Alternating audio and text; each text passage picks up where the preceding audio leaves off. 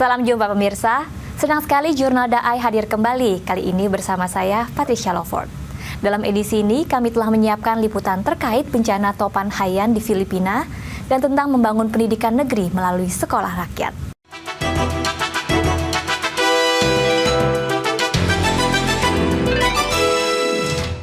Topan Haiyan yang melanda Filipina pada awal November lalu menjadi salah satu bencana terbesar sepanjang tahun ini. Dewan Penanganan dan Pengurangan Risiko Bencana Nasional Filipina menyebutkan lebih dari 3.500 jiwa meninggal. Sementara PBB memperkirakan lebih dari 13 juta orang mengalami dampak akibat bencana tersebut. Saat ini 29 negara, organisasi dan perusahaan telah turun ke lokasi bencana bahu-membahu mengatasi situasi pasca bencana. Banyak pihak yang menunjukkan solidaritas mulai dari cara yang sederhana, termasuk yang dilakukan sekelompok murid sekolah dasar.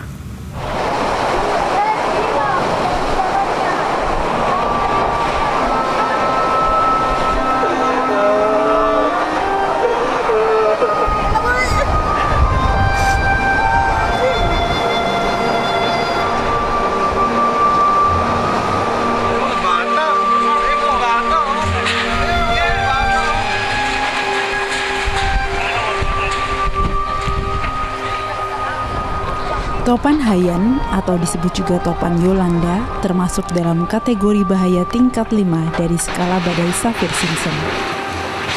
Pada 8 November lalu, badai ini memasuki Laut Cina Selatan dan menghantam Pulau Leyte dan Pulau Samar, Filipina.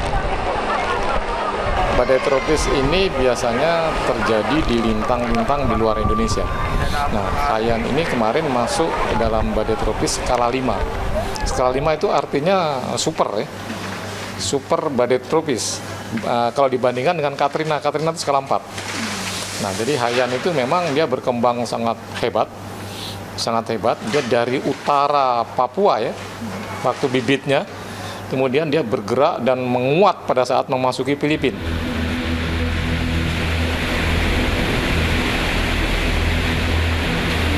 Topan Haiyan disebut sebagai badai terkuat atau terganas sepanjang tahun ini. Kecepatannya diperkirakan mencapai antara 235 hingga 315 km per jam.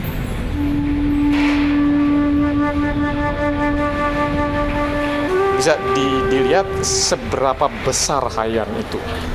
Nah, ini dia baru tumbuh. Nah, ini pertumbuhan awan ya. Pertumbuhan awan yang itu bukan Haiyan, yang memasuki Cina itu bukan Haiyan. Haiyan baru mau tumbuh di utara Papua sini. Nah, yang itu. Jadi kalau saya bisa lihat yang ini. Nah, ini bibit Haiyan. Nah, inilah bibit Haiyan. Nah, kemudian dia tumbuh dan dia memutar kuat menuju Filipina. Nanti kita lihat itu tanggal 4 ya. Tanggal 4. Nah, yang perlu kita lihat adalah, coba kita lihat.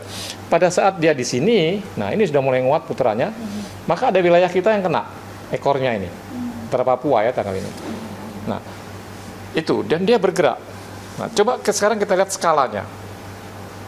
Nah, coba kita bayangkan skala yang terjadi ini. Ini skalanya.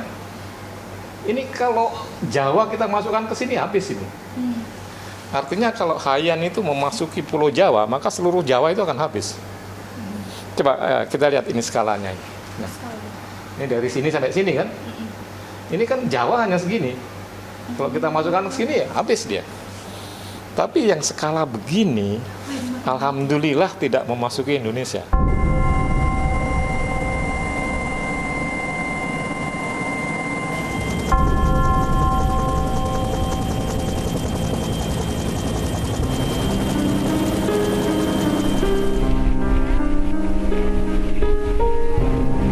Balak na nga sunugin dyan. Kaya lang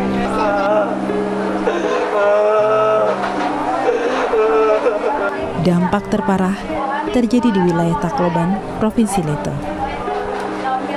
Jumlah penduduk di kota ini, menurut data tahun 2010, mencapai lebih dari 230.000 jiwa.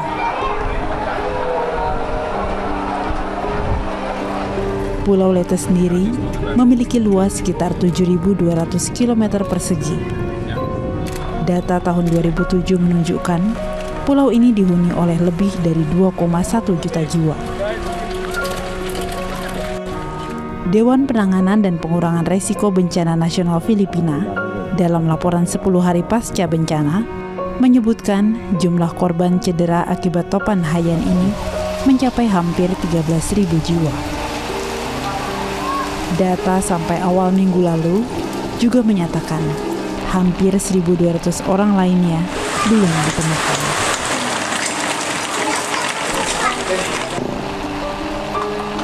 Begini, supernya tropical cyclone itu dihitung dari kecepatan angin di tepinya. Nah, semakin besar kecepatan angin, semakin kuat siklon. Angin ini akan menekan laut, permukaan laut. Menekan permukaan laut sehingga timbul gelombang tinggi. Nah, gelombang tinggi inilah yang menjalar ke daratan. Itu kita sebut dengan set storm. Jadi dia tekanan karena angin yang ditimbulkan oleh Haiyan. Kalau masuk ke daratan, dia akan melemah karena gaya gesek. Jadi kecepatannya menjadi menurun karena bergesekan dengan daratan. Jadi tropical cyclone itu begini, Maya. Untuk menjadi kuat, dia perlu energi. Energi itu dalam bentuk suhu udara yang panas dan lembab. Jadi disebut dengan warm and moist. Dan itu kalau tersedianya di lautan. Jadi selalu awalnya dia di lautan. Kemudian sebanyak apa energi itu tersedia, dia akan berkembang makin besar. Nah, Haiyan kemarin kebetulan suhu muka laut di utara Papua itu memang lagi memanas. Maka ketika dia timbul bibit, dia berkembang sangat cepat. Dan umumnya dia bergeraknya ke Filipina. Karena di situ kan daratan ya, jadi ada tarikan tekanan rendah. Nah, setelah di Filipina ini ada dua pilihan biasanya tropical cyclone itu. Dia ke Vietnam atau ke Taiwan. Kemudian dia bergerak menuju Vietnam dan memasuki daratan Vietnam melemah. Yang perlu mungkin dipahami bahwa badai-badai dalam skala yang seperti Haiyan ini itu secara teoritis tidak terjadi di wilayah Indonesia. Nah, karena yang memutar dia itu gaya Coriolis ya namanya. Nah, kalau dia memasuki Indonesia dia melemah kemudian mati. Kalau dia bergerak ke arah utara, ke laut, dia menguat. Nah, jadi Indonesia secara teoritis tidak dimungkinkan timbul badai super kayak Haiyan, tetapi dampaknya ada.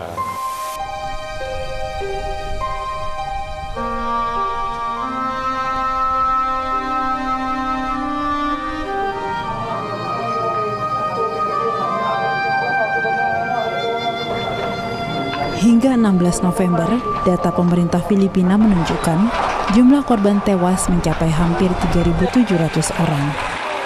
Sebetulnya, pihak berwenang di Filipina telah memperingatkan warganya beberapa hari sebelum topan Haiyan menerjang wilayah ini. Sekitar 800.000 warga telah diungsikan terlebih dahulu.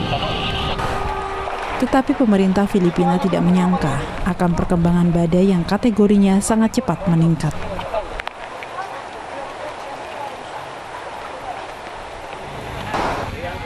Menurut laporan Dewan Penanganan dan Pengurangan Resiko Bencana Nasional Filipina, lebih dari 3 juta orang kehilangan tempat tinggal. Secara keseluruhan, terdapat lebih dari 1.000 pusat pengungsian untuk menampung para korban.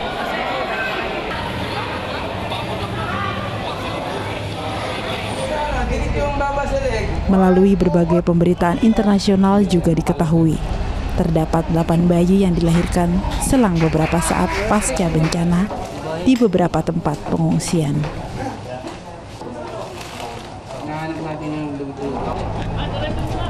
Pemerintah Indonesia mengirimkan bantuan sebesar 2 juta dolar Amerika untuk korban Haiyan di Filipina. Kementerian Pertahanan mengerahkan 3 pesawat Hercules C-130 dan personel untuk mengangkut 75 ton bantuan logistik dari Kementerian Kesehatan dan Sosial berupa pangan, obat-obatan dan pakaian, serta genset. DAI TV menyelenggarakan konser amal yang menampilkan pertunjukan musik dari Macedonian Opera dan Ballet Orchestra pada 17 November lalu. Dengan tema Harmoni Rasa Timur dan Barat, acara ini menggalang dana lebih dari 5 miliar rupiah. Seluruh dana yang terkumpul dari konser ini akan disumbangkan untuk korban bencana Topan Haiyan di Filipina. It's always pleasure with our job as musicians to perform in charity concerts because that is very human, that is helping other people that need help, and as musicians it's our pleasure to perform for this concert. Saya sangat mengharapkan dengan kita adaan ini bisa lebih membangkitkan atau suatu solidaritas dari kawan kita, rekan kita, atau masyarakat bahwa kalau ada kejadian bencana harus saling gotong royong. Ini menunjukkan nanti saya sangat mengharapkan malam ini bisa dapat dana yang cukup besar untuk membantu mereka yang dalam kesukaran di Filipina. PBB memperkirakan lebih dari 13 juta orang mengalami dampak Topan Haiyan di Filipina, termasuk diantaranya 5 juta jiwa anak-anak. Saya merasa kasihan. Saya melihat topannya datang, itu menghancurkan rumah-rumah, pohon-pohonnya kena. Semoga mereka semangat bergotong royong untuk membuat rumah sendiri lagi. Untuk membantu orang yang kena bencana yang rumahnya roboh dan kehilangan orang tuanya, dan kadang-kadang mereka bisa dirinya kehilangan jiwanya. Maksudnya sangat kasihan gitu loh. Sangat kasihan soalnya mereka terkena semua barang yang mereka tidak suka tanpa ada alasan. Saya coba masuk ke anak-anak, saya tanya, orang-orang sudah banyak membantu secara materi, tapi kamu kan masih anak-anak, pengen bantu gak? Pengen. Tapi dengan cara apa? Nah, kita jelaskan bahwa kita berdana itu bukan hanya materi. Kita bisa berdana tenaga, bisa berdana waktu. Dan akhirnya saya coba kasih ide ke mereka gimana kalau kamu coba mengumpulkan dana dengan cara itu tadi, dengan performance. Aku ingin memberi cinta kasih untuk mereka semua. Semangat dan tidak putus asa. Supaya semua orang di dunia akan bahagia.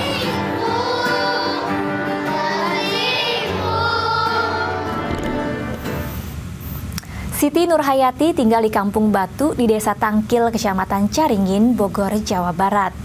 Bagi dia, bisa melanjutkan pendidikan ke tingkat menengah pertama adalah suatu anugerah yang sangat besar. Di desanya banyak anak perempuan yang menikah muda selepas dari pendidikan tingkat sekolah dasar.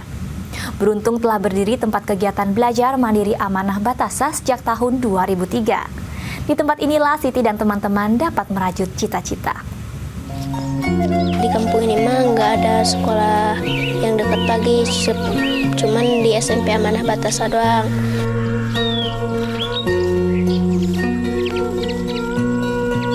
Kalau di sini nggak ada sekolah yang dekat, tapi ada juga yang jauh di Cinagara, jaraknya 7 kiloan.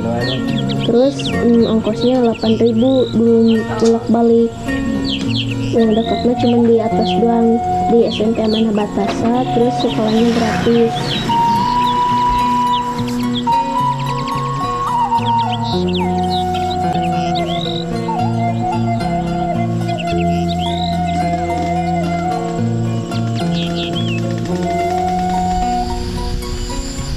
Siti dan keluarga tinggal di Kampung Batu, Kecamatan Caringin, Bogor, Jawa Barat. Kampung ini terletak di bawah lereng bukit Desa Tangkil. Di wilayah tempat tinggalnya hanya terdapat 3 rumah. Siti Nurhayati berusia 15 tahun. Ia kini duduk di kelas 3 SMP, sedangkan adiknya duduk di kelas 1 SMP. Ia merupakan anak pertama dari 5 bersaudara. Ia memiliki 4 orang adik laki-laki. Selain belajar, saat di rumah, Siti juga menyempatkan diri membantu ibunya, Eti Nurhayati, menyiapkan dagangan keripik untuk dijual. Hasil penjualan keripik rata-rata sebesar 50.000 digunakan sebagai modal sekaligus untuk memenuhi kebutuhan keluarga.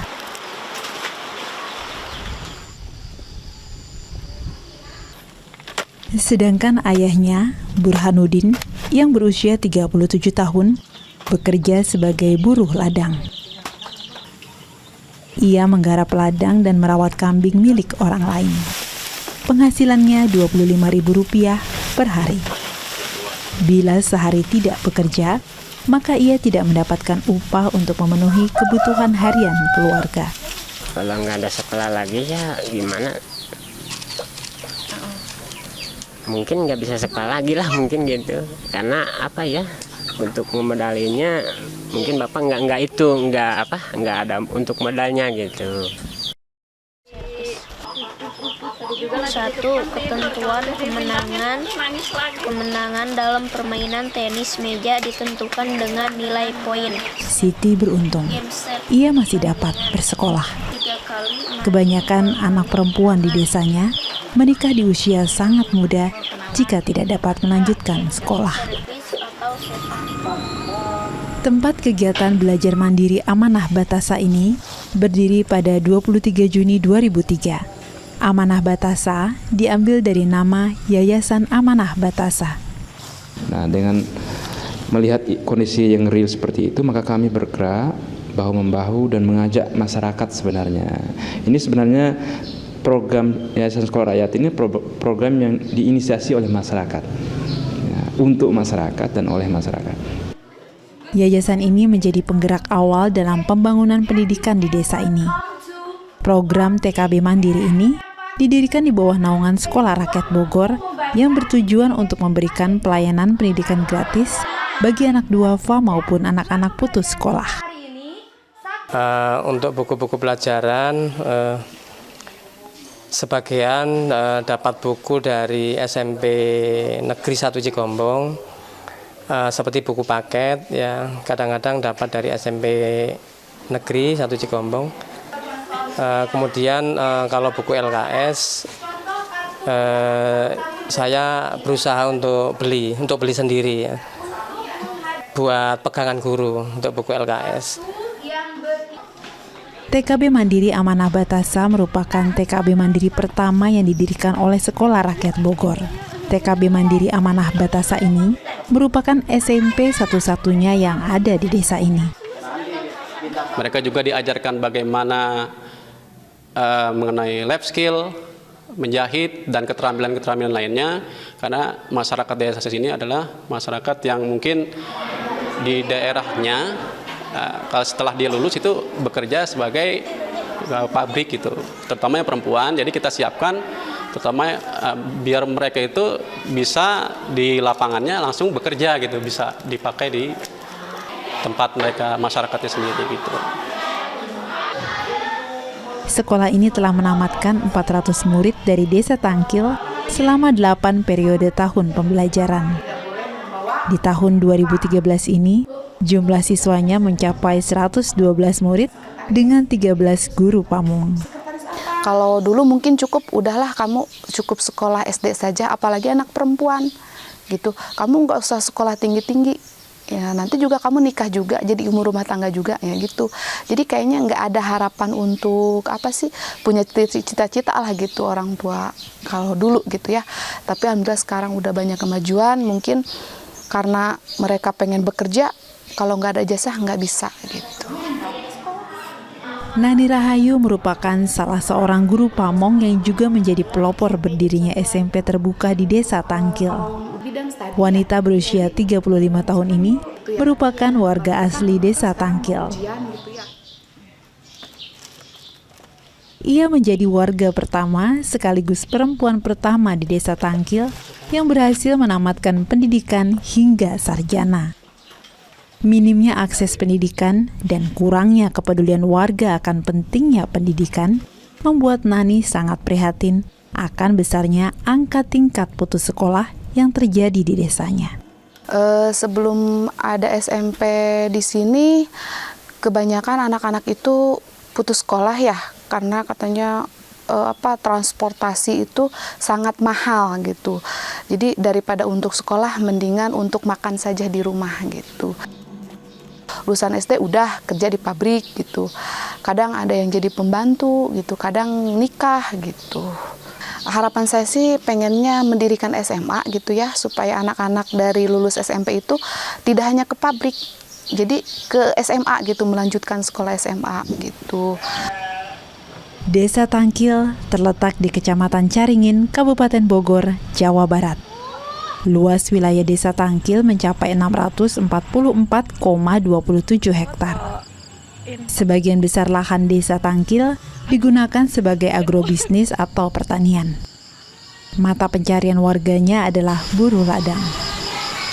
Yang pertama, sasaran terdekatnya adalah menahan laju pernikahan dini. Yang kedua, dengan adanya pendidikan yang dikelola oleh kawan-kawan di Sekolah Rakyat Bogor ini, anak-anak terhindar dari human trafficking, penjualan manusia, tanda petik. Jawa Barat itu angkanya sangat tinggi. Nah, yang terakhir itu adalah merubah attitude masyarakat, akhlak masyarakat, budaya masyarakat, cara pandang masyarakat yang selama ini menganggap bahwa pendidikan itu nggak begitu pentingnya. Program TKB Mandiri gratis kini sudah berada di 23 tempat di 14 kecamatan. Seluruhnya setara dengan tingkat sekolah menengah pertama.